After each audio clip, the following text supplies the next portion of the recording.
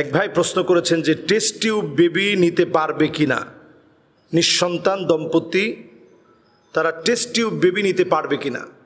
এটি অত্যন্ত গুরুত্বপূর্ণ একটি বিষয়। আমরা যত বেশি দিন দিন প্রযুক্তির দিকে আকৃষ্ট হচ্ছি, নতুন নতুন মাসআলা আমাদের সামনে আসছে। এর মধ্যে টেস্ট টিউব বেবিটা অন্যতম। কদায়া ফিকহিয়া মুআসিরা বলা হয়। বর্তমান সময়ে কদায়া ফিকহিয়া মুআসিরা, সমসাময়িক মাসআলা মাসাইল, যেহেতু এই সিচুয়েশনটা একটা সময় তৈরি হয় নাই, এই জন্য এই বিষয়ে মাসআলা একটা সময় খুব বেশি প্রয়োজন ছিল না।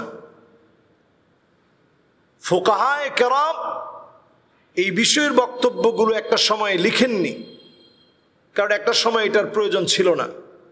এখন আমাদের বাংলাদেশে আমরা দেখেছি যে পাঁচটা সন্তান টেস্ট টিউব বেবি জন্ম নিয়েছে। বাবা মা অত্যন্ত খুশি হয়েছে, আনন্দিত হয়েছে। দীর্ঘদিন, কারো 12 বছর, কারো 7 বছর, কারো 15 বছর, 17 বছর পরে একটা বাচ্চার মুখ দেখেছে। 5টা বাচ্চা জন্ম নিয়েছে। তো এই যে টেস্ট টিউব বেবিগুলো এখন জন্ম নিচ্ছে, অনেক দম্পতি দীর্ঘদিন পরে তারা হয়তো সন্তান সন্ততি পাচ্ছে। এটা আদৌ জায়েজ আছে কিনা, এই বিষয়টা নিয়ে কথা বলা উচিত। হাইআতু কিবারিল উলামা, সারা ওয়ার্ল্ডের বিভিন্ন উলামায়ে কেরামের একটি হাইআ রয়েছে, অর্গানাইজেশন আছে। সর্বসম্মতিক্রমে উলামায়ে কেরাম এক্ষেত্রে 2টি বক্তব্য দেন। একটি বক্তব্য হচ্ছে সবচেয়েতে এই বিষয়টার ক্ষেত্রে বলেন যে বরং এই বিষয়টা না গিয়ে বরং সবর করা। এই বিষয়টিকে অধিকাংশ উলামায়ে কেরাম নাজায়েজ বলেই ফতোয়া দিয়েছেন। যে সমস্ত উলামায়ে কেরাম জায়েজ বলে ফতোয়া দিয়েছেন, ওনাদের কথা হচ্ছে শুক্রাণু এবং ডিম্বাণু, শুক্রাণু এবং ডিম্বাণু উভয়টা হতে হবে। যেমন স্বামীর যে শুক্রাণুটা, স্বামীর পক্ষ থেকে শুক্রাণুটা হতে হবে। ডিম্বাণুটা সেটাও হতে হবে মায়ের পক্ষ থেকে, স্ত্রীর পক্ষ থেকে। যদি শুক্রাণু আর ডিম্বাণুকে স্বামী স্ত্রীর পক্ষ থেকে দেওয়ার পরে ফার্টিলাইজ করা হয়, বিভিন্ন পদ্ধতিতে দীর্ঘ একটা মেয়াদে রেখে আবার যদি মায়ের ডিম্বাণুতে যদি প্রবেশ করানো হয়, জরায়ুতে যদি প্রবেশ করানো হয়, সেইখান থেকে যদি প্রদত্ত সন্তানটা আসে, উলামায়ে কেরাম এটাকে জায়েজ বলেছেন। এরপরে আরো একটি পদ্ধতি হচ্ছে, প্রথম স্ত্রী হয়তো অক্ষম, দ্বিতীয় স্ত্রীর কাছে শুক্রাণু আর ডিম্বাণু নিয়ে দ্বিতীয় স্ত্রীর গর্ভাশয়ে এই সন্তানটাকে যদি বড় করা হয়, এই পদ্ধতিকেও অনেকে জায়েজ বলেছেন।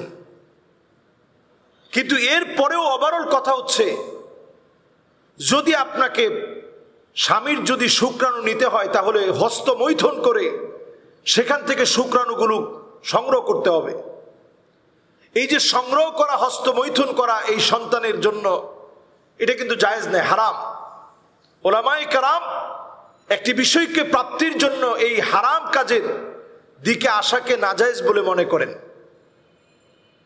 পরিশেষে যদি আমরা পুরো বিষয়টা নিয়ে আরেকটা বার ভাবি, আমরা দেখব টেস্ট টিউব বেবির নামে যেই সন্তানগুলো আমরা পাচ্ছি, অধিকাংশ ক্ষেত্রেই দেখা যাচ্ছে শুক্রাণু আর ডিম্বাণু কার কোত্থেকে আসছে এটা আমরা অনেকেই জানি না, এবং কোন বাচ্চাটা কার এই অধিকার সম্পর্কে আমরা জানি না।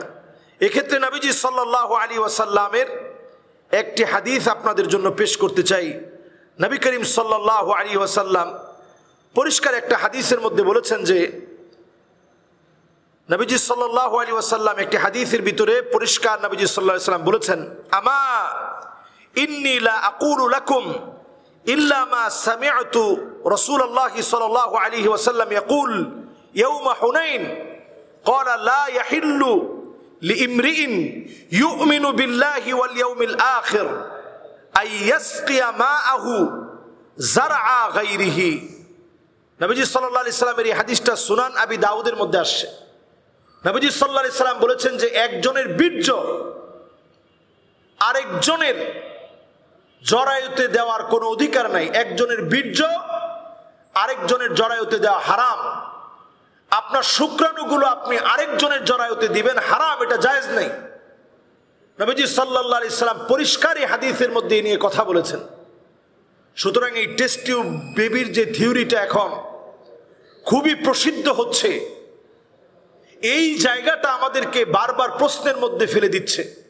যেহেতু নতুন একটি বিষয়, এই বিষয়ে আরো গবেষণার দাবি রাখে, এবং এক্ষেত্রে যদি শুক্রাণু, আপনি আপনার শুক্রাণু যদি এমন কোন মহিলার জরায়ুতে আপনি দেন যেটা নবীজি সাল্লাল্লাহু আলাইহি সাল্লাম পরিষ্কার নিষেধ করেছেন, সন্তান লাভের জন্য এই হারাম কাজ করা যাবে না।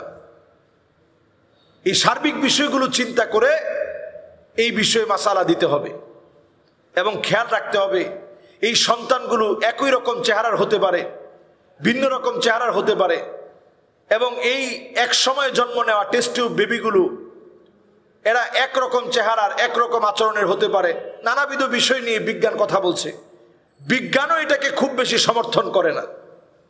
এই জন্য এই ব্যাপারে আমাদেরকে আরেকটু সজাগ সচেতন হতে হবে, গবেষণা চালিয়ে যেতে হবে, এবং হালাল যে পথ পন্থা আছে আল্লাহর কাছে বেশি বেশি চাওয়া। নবী ইব্রাহিম আলাইহিস সালাতু ওয়াস সালাম আল্লাহর কাছে চেয়েছেন, জাকারিয়া আলাইহিস সালাম আল্লাহর কাছে চেয়েছেন।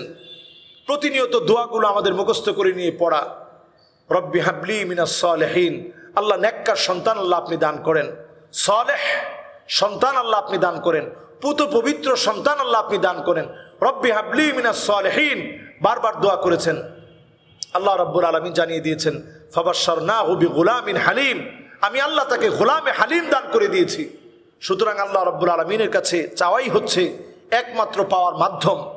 আপনি টেস্ট টিউব বেবি নিলেন, এই সন্তান আদৌ আপনার কাজে লাগবে আমরা জানি না। সন্তান শুধু দুনিয়াতে আসলেই হয় না, সন্তান মানুষের মতো মানুষ হতে হয়। এজন্য আমরা শুধু সন্তান লাভের জন্য যা ইচ্ছা তাই করব না, বরং আল্লাহর কাছে প্রত্যাশা করব। আল্লাহই সন্তান দেওয়ার মালিক, আল্লাহই সন্তান নেওয়ার মালিক। আল্লাহ রাব্বুল আলামিন আমাদেরকে বোঝার তৌফিক দান করুক। আসসালামু আলাইকুম ওয়া রাহমাতুল্লাহি ওয়া বারাকাতুহু।